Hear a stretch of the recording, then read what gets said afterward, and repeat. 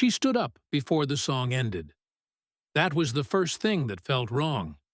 We had always waited for the last note, always sat through the applause like it meant something. This time, she grabbed her bag, didn't look at me, and walked away from the bench. No explanation. No pause. I called her name once, not loud, just enough to give her the chance to turn back. She didn't. I watched her cross the path, past the trees, toward the exit gate, moving faster than someone who just needed air. People passed between us. Laughter. A child running. Normal life continuing like nothing was breaking. I could have stayed. That was the safer choice. Instead, I stood up and followed her, already knowing that whatever waited beyond that gate would change the shape of us forever. We had been together long enough to stop explaining ourselves to other people. The kind of couple that finishes each other's sentences without noticing. Not dramatic, not loud, just settled. We met in our 30s, both carrying lives that had already been bent a little, and we were careful with each other because of that. Sunday afternoons in the park were our routine, always the same bench, angled just enough to catch the shade.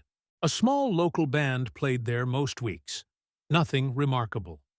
That was the point. We brought coffee in paper cups, shared one pastry, talked about ordinary things, work stress, small plans, the quiet future we kept assuming would arrive on its own. She was thoughtful in a way that didn't ask for attention. The kind of person who listened with her whole body. When she disagreed, she didn't argue. She stored it. I told myself that meant stability, that we didn't need conflict to be real. There had been small changes, though. Pauses where there hadn't been any. Her phone face down more often. Questions about timing, about whether people ever outgrew things without meaning to. I answered them lightly. I was good at that. I believed love meant not making every doubt heavier than it already was. The park itself had become a marker in our relationship. First date. First serious conversation. A promise made quietly after a long walk, sitting exactly where we were now. We didn't mark anniversaries. We returned to places. That afternoon felt ordinary when we arrived. The band tuned their instruments. Children fed birds. She sat beside me, close enough that our arms touched. I remember thinking how rare that kind of comfort was, how easily it could be mistaken for permanence. If I'm honest, I sensed something underneath the calm, a tension I didn't know how to name. But I trusted the pattern more than the feeling. Patterns feel earned, feel safe. When she stood up before the song ended, it wasn't just a break in routine. It was the first time I realized that staying comfortable might not be the same as staying chosen. I caught up to her just outside the gate. She stopped suddenly, like she'd reached a decision and didn't know where to put it. When she turned around, her face looked different. Not angry, not sad. Resolved. That frightened me more than either would have. "I wasn't going to say anything today," she said. Her voice was steady, practiced, like she'd rehearsed this alone.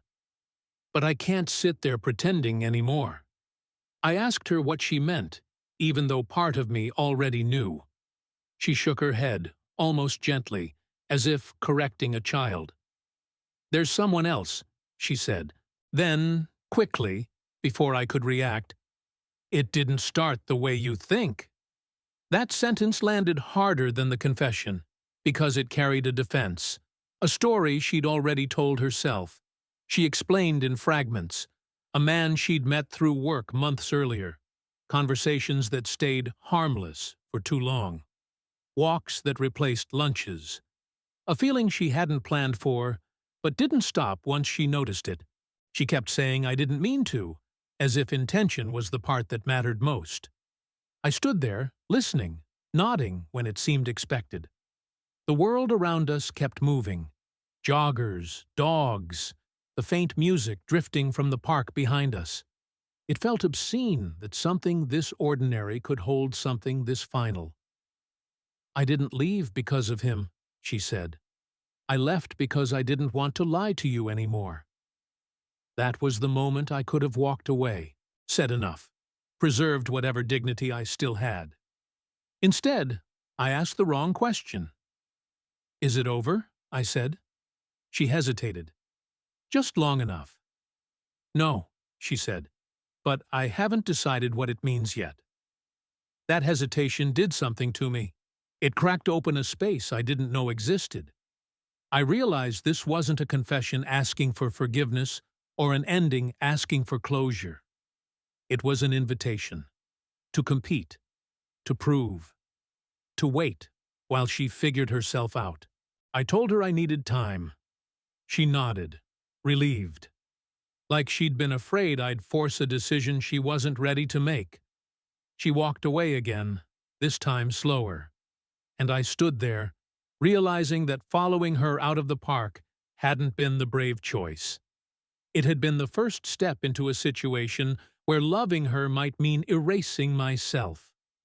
After that day, everything existed in suspension. We didn't break up. We didn't stay together. We hovered in something undefined, and that was somehow worse than either outcome. She didn't disappear. She texted, checked in, asked how I was sleeping, asked if I'd eaten. Familiar care, carefully rationed. I answered the same way I always had, even as I started measuring my words, afraid of sounding like a man pleading for his place. I told myself I was being patient. That love sometimes meant enduring uncertainty, that people deserved time to understand their own feelings. Those thoughts sounded noble in my head. In practice, they hollowed me out. We met for coffee once, a week later. Neutral ground.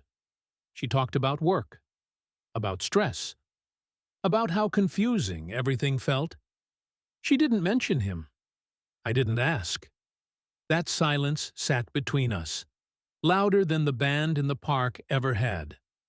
At night, my mind filled in what she wouldn't say. I imagined conversations I wasn't part of, laughter I used to recognize. I caught myself checking my phone too often, then hating myself for it. I started rehearsing calm reactions to things she hadn't admitted yet. Friends noticed before I did, told me I looked tired, asked if everything was okay. I said yes, because explaining would have meant admitting I was waiting for someone who hadn't chosen me. The worst part was how reasonable it all felt. No shouting, no betrayal exposed publicly, just a slow shift of gravity. She wasn't cruel. That made it harder. There was nothing to push against. No villain to hate. She started canceling plans last minute, always with explanations, always apologetic. I accepted them all. Each one trained her, quietly, that I would remain available no matter how uncertain my position became.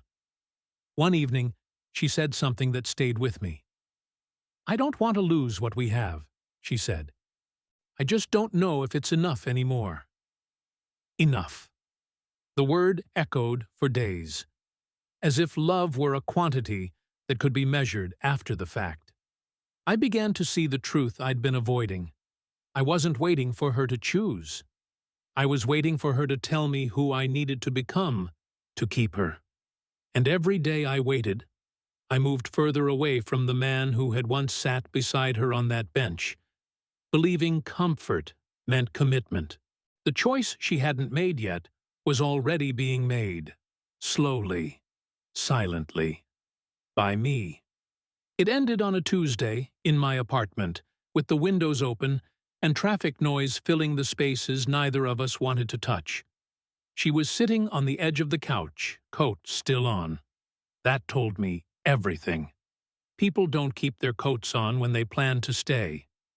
"I need to be honest," she said. Again. That word had lost its shape by then. She told me she'd spent the weekend with him, not dramatically, not apologetically, as a fact. Something that had clarified things for her. She said she finally knew what she wanted. I waited for the rest, for the sentence that would explain where I fit now. She didn't say it. Instead, she looked at me and said, "I don't want to hurt you." That was when it happened. Not anger, not shouting, just a clean, quiet shift inside me, like something finally lining up the way it should have all along. I realized she wasn't choosing him over me. She was choosing herself over uncertainty. And I was the uncertainty. I stood up before she finished talking, walked to the door, opened it. The same door she'd walked through 100 times without thinking. She stopped mid-sentence, confused.